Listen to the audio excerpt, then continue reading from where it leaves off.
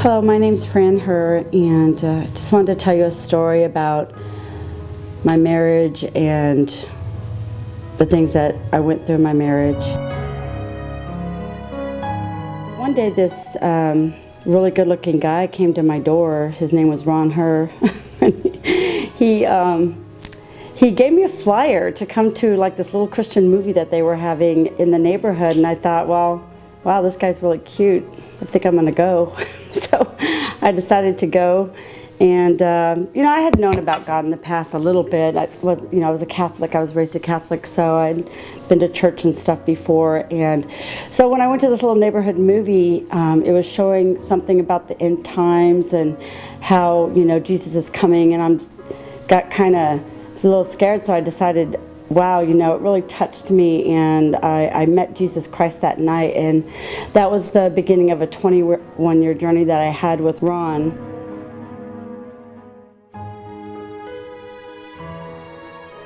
From there, I went to church, started going to this church where Ron was. It was really a bunch of baby Christians there, and I just loved the way Ron really loved God. He was on fire for the Lord.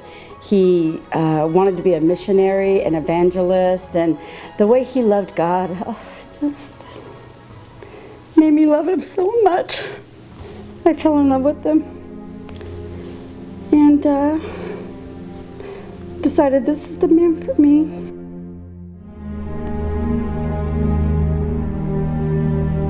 We got married, and within that year, some real realities started hitting us. Our expectations of each other just totally dashed to the ground. What I thought it was going to be like to be married to this man was nothing like it was, and I'm sure he felt the same way about me. But we just couldn't get along. There was nothing going right. It was a disaster from day one. I always tell people my marriage is quite the train wreck. And the pastor ended up backsliding, and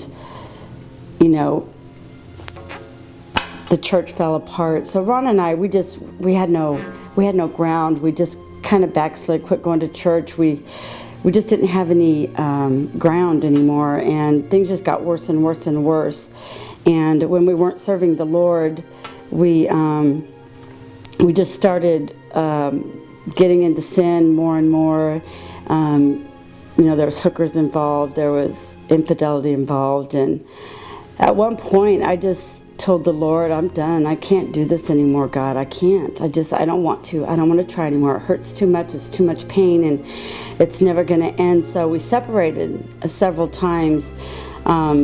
This one particular time, I just totally backslid. I moved in with another guy, and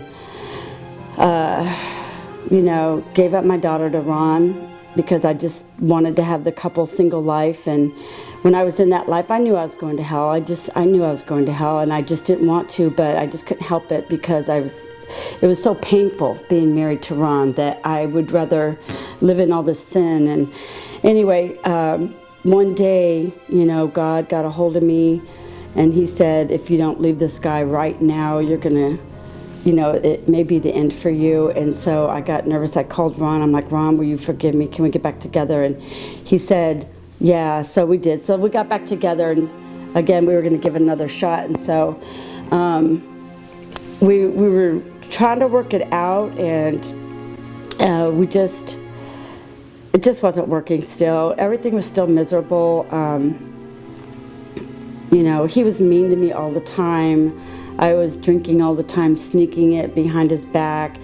I always went around him. Like, we started having kids, so we had our daughter and stuff, and I didn't agree with anything he said. So when he said something, I would always go around him because I didn't agree with what he said, and I thought, well, this is going to cause a lot of problems. So I read a book, Power of a Praying Wife, and I thought, surely if I read this and pray these prayers, it's going to fix him. He'll realize what a great woman I am, and then he'll love me. I just wanted him to love me.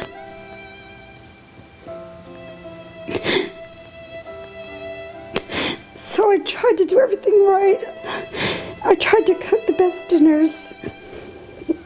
I tried to keep the house clean.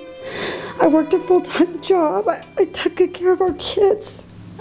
And I thought, and I got the counseling, and I thought, what is it? I can't do anything to fix this. And I cried out to the Lord, oh my God, why won't you fix him? Why won't you change him? And then one day I saw a thing in the bulletin, have a new husband by Friday. And I thought, wow, I need a new husband by Friday. I'm going to go to that class. I need a new husband. So I went to the class, and wow, the thing that God showed me is that he didn't want to change Ron. He wanted to change me. And I was pretty surprised about that because I was the victim. I was the one doing everything right. And when God showed me that he wanted to change me, he showed me that I wasn't respecting my husband. I wasn't doing the things that a wife was supposed to be doing. And I thought I was. I thought I was doing everything right.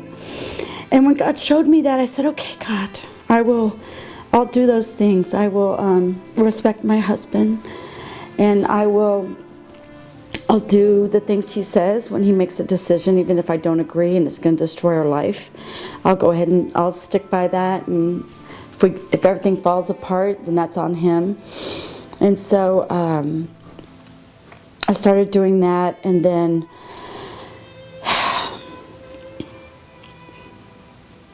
nothing changed.